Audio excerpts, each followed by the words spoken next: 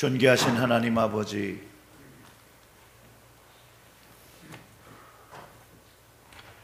오늘 이 부활의 아침 예배드릴 수 있도록 하나님 마음을 주시고 이 예배의 자리로 나오게 하심에 감사와 찬양을 드립니다. 오늘 이 시간을 통하여 하나님, 우리에게 하나님의 능력의 말씀을 허락하여 주시옵소서. 또한 말씀 들을 때 부활의 능력을 얻게 하여 주시옵소서. 그리할 때 하나님만을 바라보며 부활하신 주님과 교제하며 살아갈 수 있도록 주님께서 함께하여 주시옵소서. 말씀 들을 때 그 고넬료 집에서 말씀이 선포되어지고 성령이 임하셨던 것처럼 우리 말씀 들을 때 성령이 임하여 우리의 마음을 감동시키며 우리의 삶의 변화가, 우리의 삶의 소망이, 희망이, 능력이 경험되는 시간으로 인도하여 주시옵소서. 이 모든 말씀 우리 구주 예수님의 이름으로 기도드렸습니다. 아멘. 오늘 읽은 본문은 주님의 부활을 의심하는 도마에 관한 이야기입니다. 예수님이 처음 부활하셔서 제자들에 나타났을 때 도마가 그 자리에 없었습니다. 그리고 도마는 동료들로부터, 그 제자들로부터 사흘 전에 십자가에 죽으셨던 주님께서 다시 부활하셔서 찾아오셨다는 소식을 듣는데 그 제자들의 증언을 믿지 않습니다.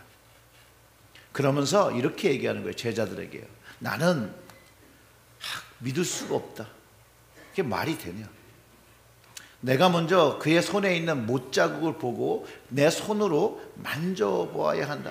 그리고 그 창이 그 옆구리에 박혔던 곳을 손을 넣어보지 않고는, 그 상처를 만져보지 않고는 내가 믿을 수 없다라고 합니다. 그리고 한 주가 지납니다. 그런데 참 한국말이 어렵죠. 여드레가 지났대요. 여드레가 8일이 지났다는 말인데, 이번에는 제자들도 있고 도마도 있는데 예수님께서 찾아오셨습니다. 그 부분을 기록하고 있는 것을 한번 읽어보겠습니다. 여드레를 지나서 제자들이 다시 집안에 있을 때에 도마도 함께 있고 문들이 닫혔는데 예수께서 오사 가운데 서서 이르시되 너희에게 평강이 있을지어다 하시고 도마에게 이르시되 내 손가락을 이리 내밀어 내 손을 보고 내 손을 내밀어 내 옆구리에 넣어보라. 그리하여 믿음 없는 자가 되지 말고 믿는 자가 되라 라고 하셨습니다. 자신의 눈으로 부활하신 예수님을 만나게 되는데 자신이 했던 말, 그때 그곳에 계시지도 않았는데 주님께서 자신이 한 말을 반복해서 말씀해 주시는 거예요.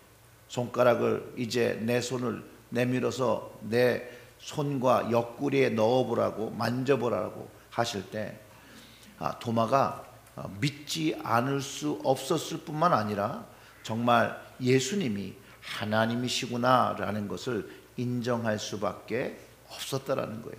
그래서 그가 그렇게 고백하는 거예요. 자신의 눈으로 예수님을 본 후에 믿는데 나의 주님이시요 나의 하나님이시니라 라고 고백하는 것입니다.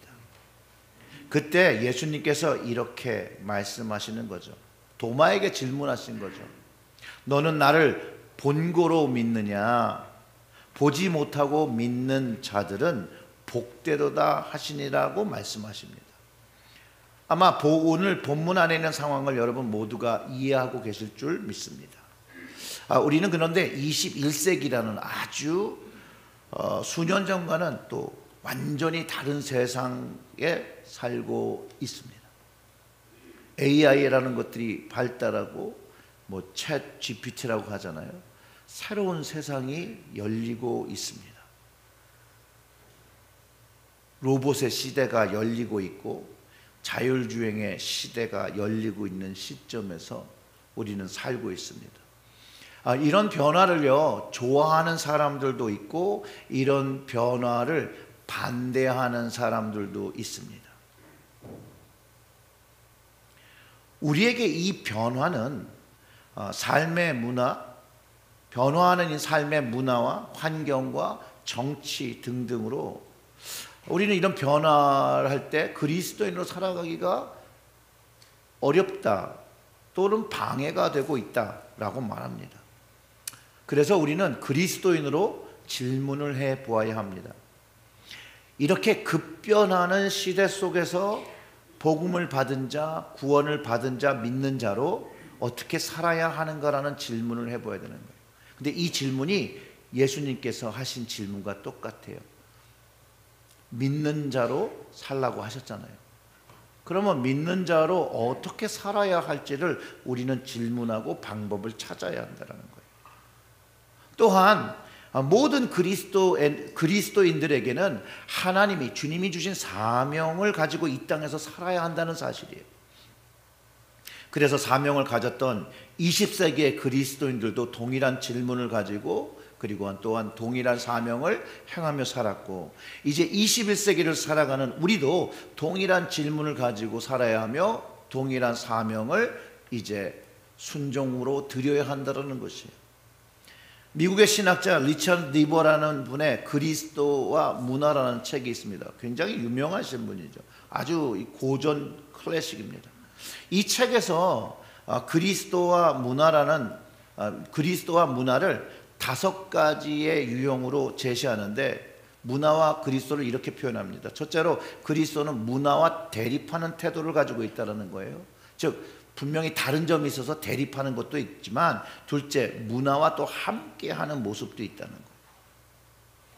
대립하는 모습도 있지만 함께하는 모습도 있고, 또 세 번째는 문화의 그리스도라고 말하면서 문화를 긍정하긴 하나 그리스도가 그 상위의 개념으로 문화를 보아야 한다라고 하기도 합니다. 네 번째는 문화의 역설 관계를 설명하며 끊임없이 또 문화와 함께하며 공존하며 위하면서도 대립하며 싸움의 관계를 또 하고 있다라고 설명을 합니다. 근데 이제 제가 가장 동의하는 5번째, 그리스도는 문화의 변혁자라고 말합니다. 맞습니다. 인간의 문화는 변혁의 대상이라는 거예요.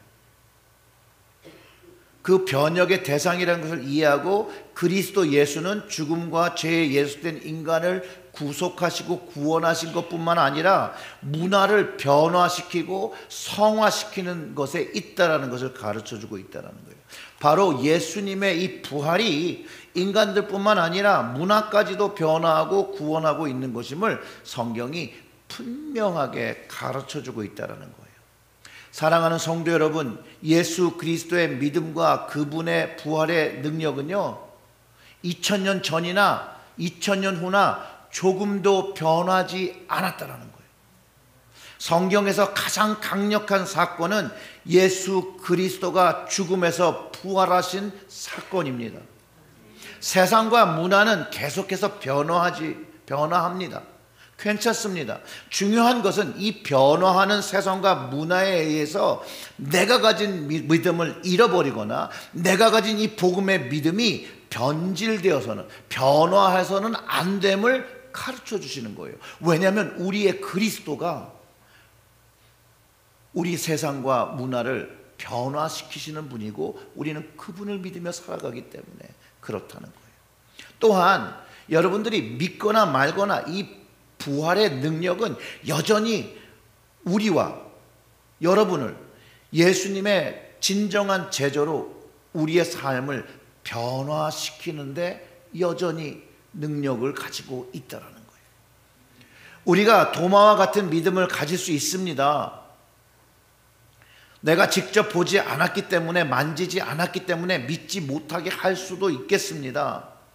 그러나 우리는 진실을 분명히 알아야 합니다. 내가 믿거나 믿지 않거나 내가 보았거나 보지 않았다고 해서 예수 그리스도의 부활이 거짓이 될 수가 없고, 우리를 구원하신 분이 바뀌지 않는다는 진리라는 것이라는 거예요. 바울은 에베소서 1장 17절부터 20절의 말씀에 이렇게 말하고 있습니다. 우리 주 예수 그리스도의 하나님 영광의 아버지께서 지혜와 계시의 영을 너희에게 주사 하나님을 알게 하시고 너희 마음의 눈을 밝히사 그의 부르심의 소망이 무엇이며 성도 안에서 그 기업의 영광의 풍성함이 무엇이며 그의 힘의 위력으로 역사하심을 따라 믿는 우리에게 베푸신 능력의 지극히 크심이 어떠한 것을 너희로 알게 하시기를 구하노라. 아멘. 바울은요, 주님께서 우리와 제자들을 위해서 하나님 아버지께서 주시는 크고 강력한 능력, 소망에 대해서 알기를 원하신다라고 분명하게 말하시고 도마에게 말한 것처럼 믿는 자가 되기를 원하신다는 거예요. 그리고 그 능력을 주시기 위해서 이 주님을 이 땅에 보내셔서 십자가를 지고 죽으시고 그 죽음에서 부활을 시키신 바로 그 능력이 부활의 능력이고 그 부활의 능력이 우리에게도 있다라는 거예요. 우리에게도. 주님에게만 있었던 것이 아니라 우리에게도 있다라는 거예요. 부활의 능력을 경험한 제자들이 지금 우리보다 더 어려운 상황과 문화적 장벽을 가지고 마주하고 있었다는 사실을 여러분 알아야 합니다. 과거에 있었기 때문에 삶이 쉬웠다라고 말할 수가 없죠. 그들은 예수 그리스도를 향한 믿음을 지키기에요, 그들의 생명까지 목숨을 내놓고 신앙을 지켰어야 하거든요. 그들의 상황은 우리보다 최악의 상황에 노출되어 있었고 처한 상태였다는 거예요, 여러분. 믿음을 지키기 위해서 자기 목숨을 내놓아야 되고 자기 것들을 모두 포기해야 되는 그런 상황이었다는 거예요. 만약 우리는 이런 제자들이 마주한 상황에서 신앙을 지키기 위해 생명을 들여 믿음을 지킬 수 여러분 있겠습니까?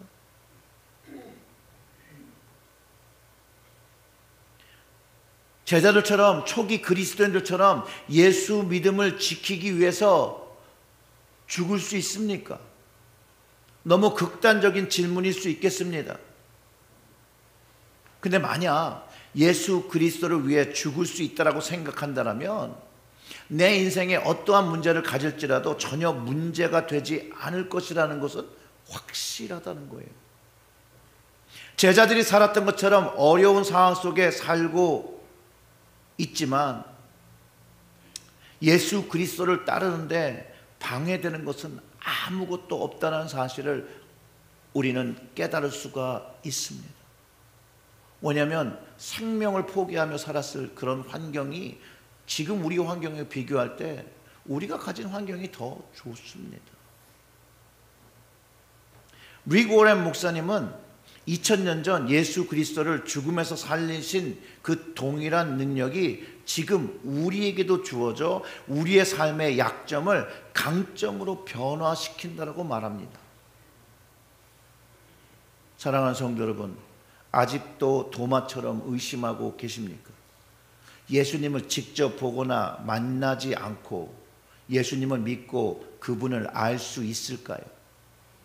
그분의 손에 있는 못자국을 보고 내 손가락으로 만져보아야 할까요?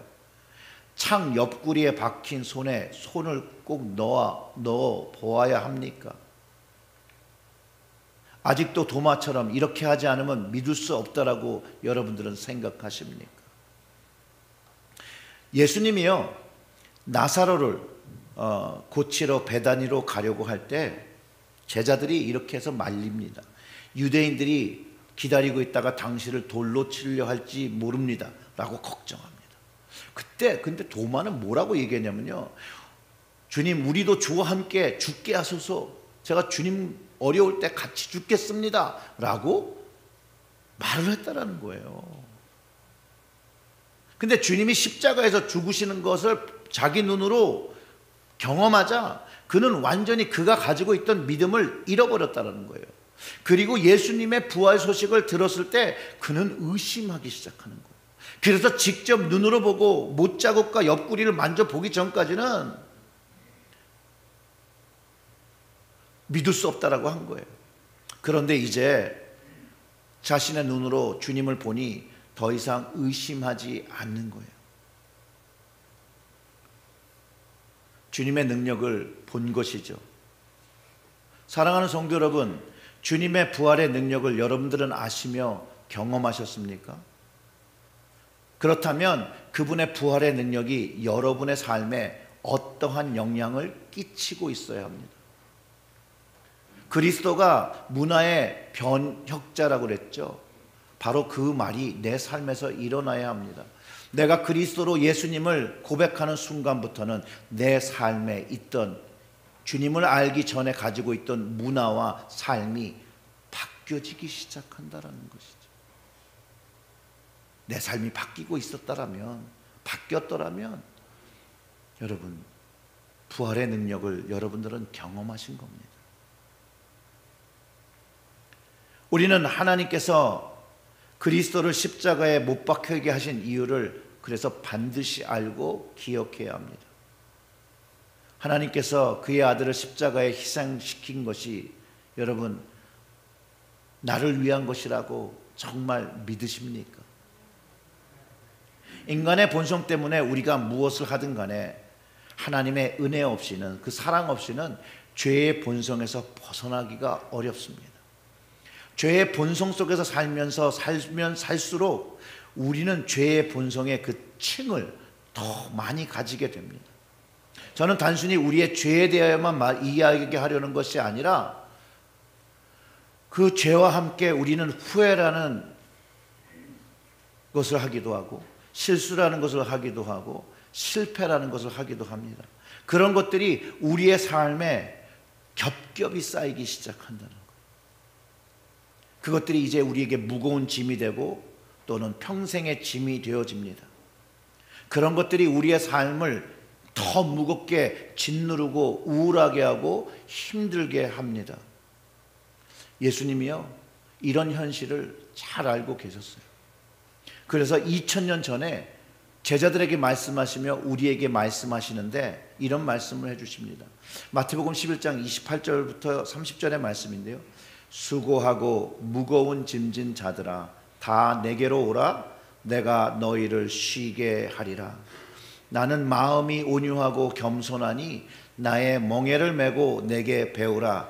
그리하면 너희 마음이 쉼을 얻으리니 이는 내 멍에는 쉽고 내 짐은 가벼움이라 하시니라. 아멘. 예수님은요, 우리의 삶을 편하게 해주신다는 거예요. 근데 주님의 멍에를 맬 때죠. 주님의 짐을 질 때라는 거예요. 삶을 바꾸는 힘이라는 책이 있습니다. 리치 목사님이라는 분이 쓰셨는데 이렇게 얘기해요. 우리가 죄책감, 오래된 상처, 실수에 대한 기억으로 무거운 짐을 살아갈 필요가 없다라고 말합니다. 골로새서 2장 14절의 말씀에서 주님은 우리의 모든 죄를 용서하시고 우리가 갚아야 할 빚의 모든 기록을 취소했다라고 말하는 것이에요. 골로새서 2장 24절의 말씀, 우리를 거스르고 불리하게 하는 법조문으로 쓴 증서를 지우시고 제하여 버리사 십자가에 못 박으시고, 우리를 거스르고 불리게 하는 모든 죄의 것들, 그 죄를 기록하고 있는 것들을 제하여 버리기 위해서 십자가를 지셨다라는 거예요. 즉 하나님께서, 우리 주님께서 우리의 삶을 주님 앞에 더욱 풍성하기 위해서 예수님을 십자가에 못 박았다라고 분명하게 기록하고 있다라는 거예요. 예수님께서는요, 도마가 제자들에게 말한 것을 그 자리에 있지 않으시면서도 알고 계셨던 것처럼 우리가 생각하기에 주님이 나와 함께 계시지 않는다라고 생각할 때에 우리의 삶을 다 알고 계시다라는 거예요.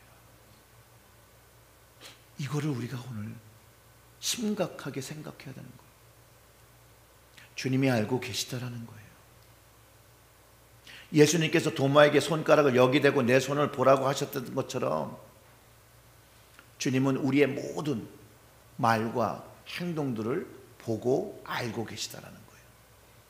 그리고 그 더 큰 은혜는 예수님이 그의 불신앙을, 주님을 믿지 못하는, 주님의 말씀을 믿지 못하는 그를 정죄하지 않으시고 그냥 그가 말한 대로 내 손을 내 옆구리에 넣어도 보라고 말씀하시고 이제 믿지 않는 자처럼 살지 말고 믿는 자로 살라고 말씀해 주시는 거예요.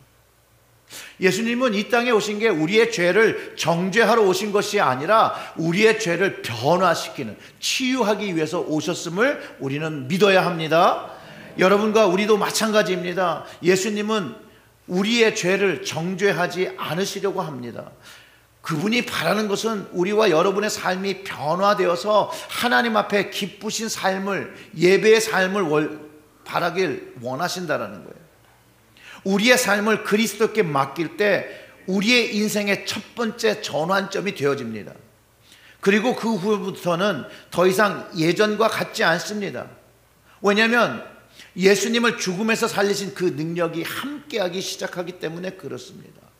주님으로 인하여 새로운 삶이 시작됩니다. 부활의 능력을 믿을 때입니다. 보지 않고 그 사람들의 증거하는 말을 믿을 때, 오늘부터 그렇게 할 때 우리의 삶에 부활의 능력이 시작되는 것입니다. 그러면서 이렇게 하셔야 됩니다. 우리의 삶에, 여러분의 삶에 우리의 삶을 주관하시는 성령님을 초대해야 합니다. 무엇을 하든 무엇을 결정하기 전에 성령님께 물어보며 어떻게 해야 할지를 물어보는 것입니다. 나의 마음의 고민과 고통과 힘듦과 어려움을 성령님을 통해서 이야기해야 합니다. 성령님과 함께 동행해야죠. 그래야 우리의 삶이 하나님의 은혜로 가득 차게 됩니다. 예수 그리스도의 보혈, 그 능력이 우리의 죄와 실수와 후회와 실패를 치유해 줬던 사실을 여러분 믿으시기를 주님의 이름으로 축원합니다. 그리고 그분의 능력은요, 우리에게 새 생명을 줍니다. 물론 여러분 시간이 걸리죠. 과일나무를 심은 후에 열매를 기다리시지 우리는 매일 조금씩 주님을 믿음으로 인한 변화를 경험한다는 거예요. 조금씩 바뀔 거예요. 시간이 걸릴 거예요. 열매를 얻기 위해 포기하지 않듯이 우리도 하나님께 거룩한 성령의 열매를 드리기 위해서 포기해서는 안 된다는 것이죠. 약속을 지키시기 위해서 우린 종종 우리 계약서를 쓰잖아요. 그래도 약속한 것과 다른 방향으로 갈 때 그 글을 써놓은 게 법적인 증명을 해서 무언가 받을 걸 받고 포기할 걸 포기하는 그런 일들이 생기죠. 그렇지 않습니까? 안 그래요? 하나님은요, 예수 그리스도를 통해서 새로운 삶과 영생을 약속하셨습니다. 그리고 그 문서로 우리에게 성경을 주신 거예요. 이 성경이 우리 믿음의 증거입니다. 제자 요한이 요한복음을 쓰면서 이 복음을 쓴 이유를 이렇게 기록하고 있는데, 요한복음 20장 31절의 말씀입니다. 우리 다 같이 합심해서 읽어보겠습니다. 오직 이것을 기록함은 너희로 예수께서 하나님의 아들 그리스도이심을 믿게 하려 함이요, 또 너희로 믿고 그 이름을 힘입어 생명을 얻게 하려 함이니라. 아멘. 이게 바로 하나님의 약속이라는 거예요.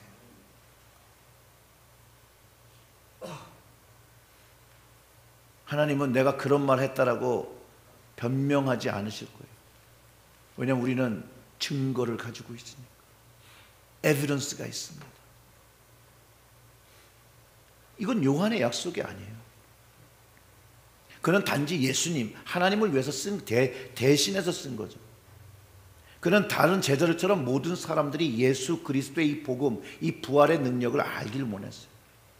그들은 미래의 사람들, 아직 이 복음을 듣지 못한 사람들을 위해서 확실한 증거를 남겨야 하는데 이런 방법을 선택했다는 거예요.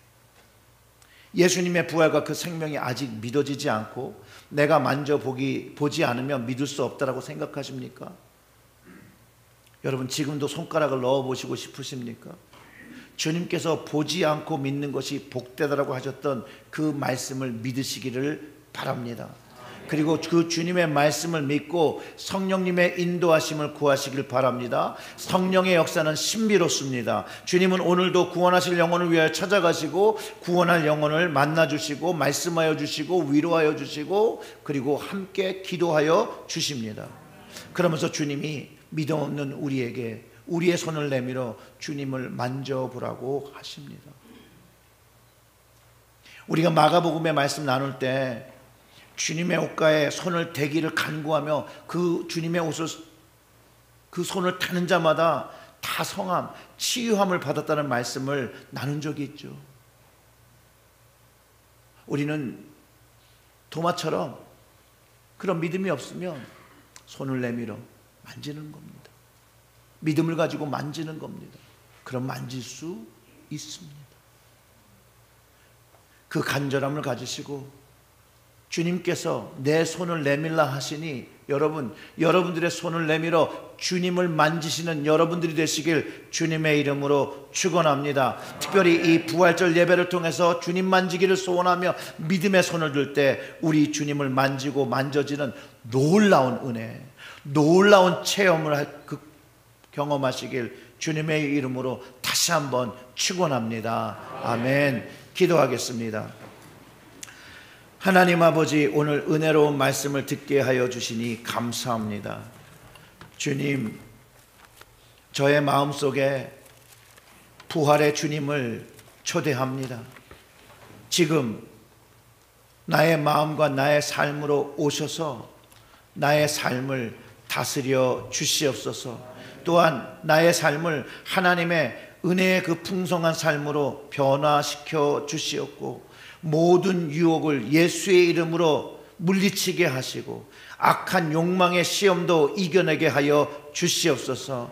성령님께서 나의 마음속에 임하셔서 주님의 자녀 믿는 자로 어떻게 살아야 할지, 어떻게 그리스도를 증거할 계획을 세워야 할지도 가르쳐 주시옵소서.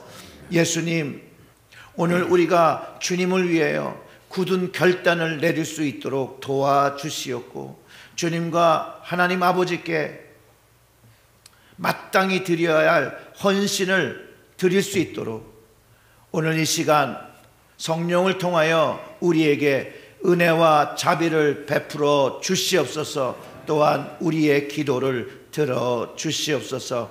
예수님의 이름으로 기도드렸습니다. 아멘.